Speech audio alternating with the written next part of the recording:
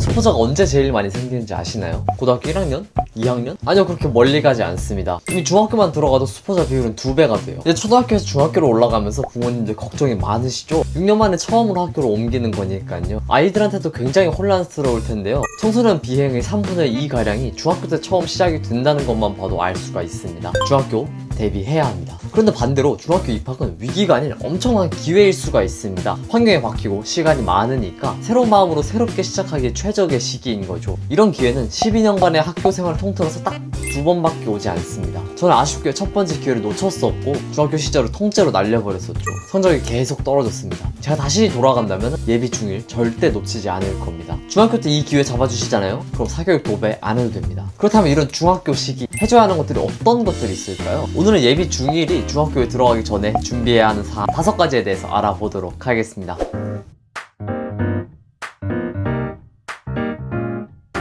중학교 올라가기 전에 뭐 해야 할까? 뭐 이런저런 생각이 들어서 고민이 되시죠? 오늘은 그 5가지 확실하게 정해드리도록 하겠습니다. 첫 번째는 마음을 털어놓는 관계를 만들기입니다.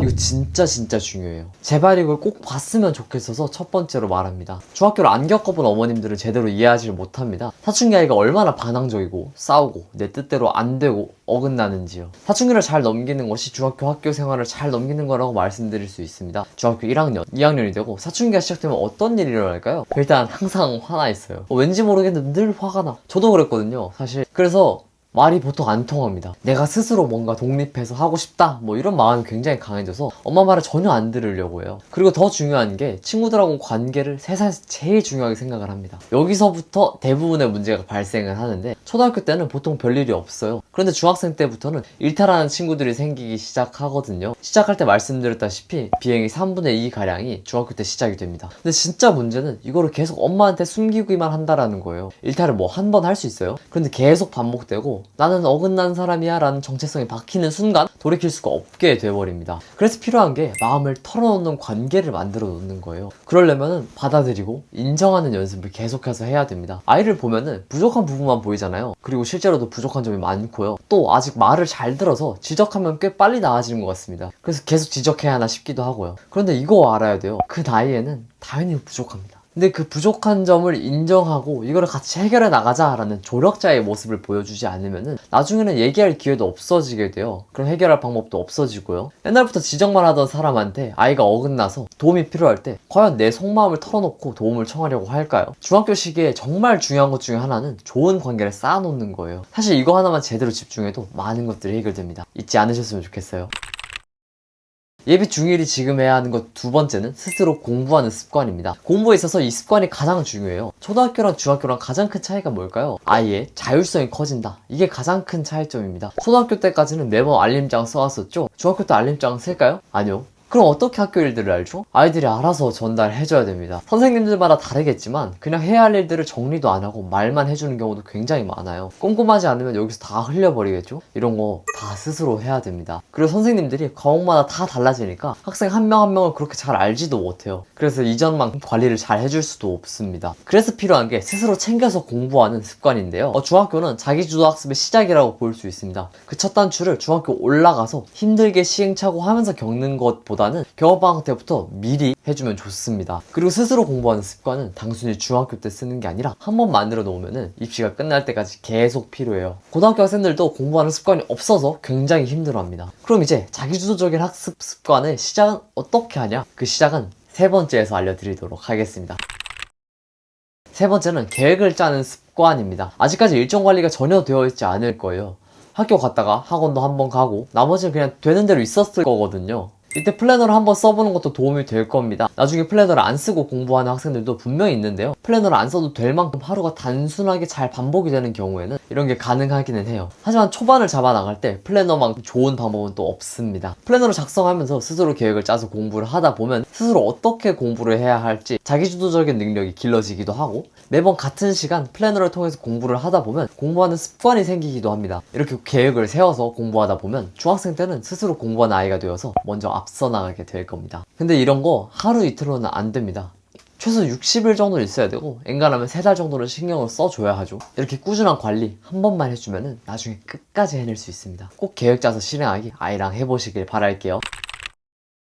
네 번째는 공부 동기 만들어주기입니다. 중학교로 데뷔한다라고 하면 다들 선행부터 생각하셨을 것 같아요. 어떤 과목을 선행해라, 무엇을 선행해라, 뭐 이런 것들인데 사실 고등학교라면 모를까 중학교가 선행이 중요하진 않아요. 그런데 오해하지는 마세요. 공부를 시키지 말라는 뜻이 아닙니다. 어려운 것들만 들이대다가 스스로 공부할 수 있는 힘을 해치고 공부가 재미없어지면 안 된다라는 거죠. 그보다는 지금까지 한 거를 잘했는지 확인해보는 게 훨씬 더 중요합니다. 그리고 무엇보다 가장 핵심적으로 중요한 거는 지금 당장 공부를 잘할 수 있게 하는 게 아니라 공부에 대한 흥미를 만들어주는 거거든요. 그런데 지금부터 과도하게 공부를 너무 많이 시키면 공부에 대한 흥미가 떨어지고 이렇게 되면 앞으로 공부를 안 하게 될 가능성이 높아요. 이게 장기적으로 봤을 때는 최악의 수혜입니다. 제가 중학교 시절에 성적이 가장 높았던 1학년 때는 선행 이런 걸 하기보다는 그냥 책 읽고 어떤 걸 공부하면 좋을까 스스로 찾아가 봤었어요. 오히려 공부를 강요받았던 중학교 2학년, 3학년 때 성적이 더 떨어졌었습니다. 사실 사춘기가 겹쳐서 그렇죠. 사춘기가 진짜 변수입니다. 그래서 스스로 공부할 동기를 만들어줘야 돼요. 그럼 그 동기를 어떻게 만드냐? 공부에서는 두 가지 보상을 충족시켜주면 됩니다.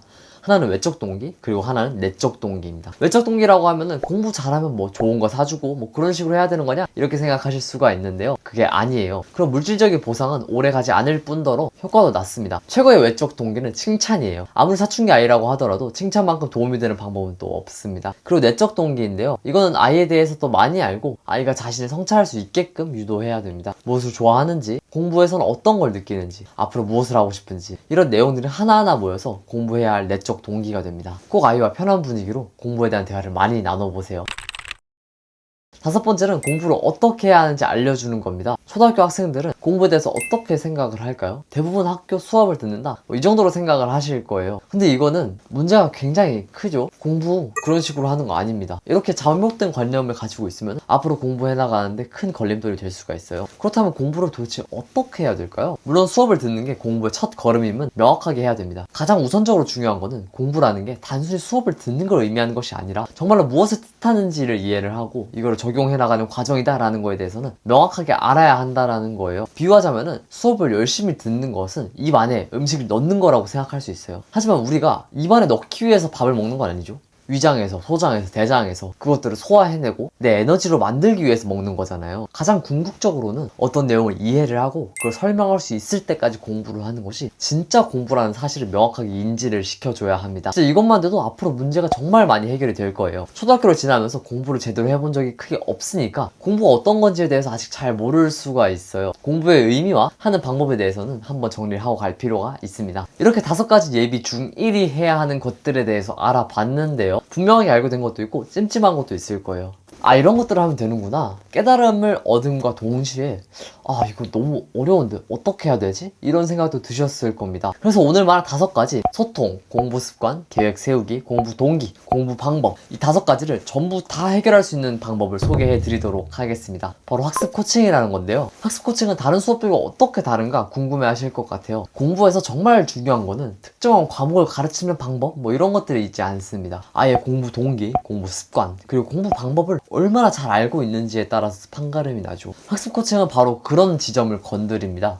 근본적으로 공부를 잘 할 수 있도록 1대1로 이미 입시를 성공적으로 마친 대학생 멘토들이 붙어서 코칭을 진행을 하죠. 앞서서 말씀드린 5가지를 전부 다 해결할 수가 있습니다. 대학생 코치가 있기 때문에 언방하기 전에 진솔하게 소통해서 명확한 지점을 짚어낼 수 있고 플래너 인증을 하면서 공부 계획도 세우고 공부 습관도 만들어가며 코치의 스토리를 들으면서 그리고 문답을 반복하면서 공부 동기도 만들어갑니다. 그리고 공부 방법에서도 이미 자기만의 공부법으로 명문대 진학까지 성공했기 때문에 이보다 전문가는 없다라고 말씀드릴 수 있을 것 같아요. 저희는 중고등학교를 대상으로 학습 코칭을 진행을 하는데요. 특별히 중학교 1학년에 올라가는 우리 학생들을 대상으로 선착순으로 25명만 12월 26일부터 3개월 학습 코칭 코스를 열기로 했습니다. 중1이 학습 습관을 만들기 위해 가장 최적의 시기이기 때문이죠. 특별히 예비 중1 대상으로만 기획한 거기 때문에 딱 맞는 커리큘럼을 제공하고 있습니다. 시행착오를 어떻게 하는지 배우고 그리고 실제 실행해보고 마지막 학교 생활까지 적응하는 이 과정을 함께 해보시고 싶으시다면 그리고 이게 궁금하시다면 링크를 한번 클릭해보세요. 오픈하는 날에 제가 어떻게 학원 없이 고려대학교 입학했는지 특별 세미나도 같이 열어볼 테니까 아래 링크에서 확인하시고 알림 신청해 보시기를 바랍니다. 제가 확실히 말씀드릴 수 있는 거는 기교가 아니라 공부의 근본적인 부분을 건드리는 곳은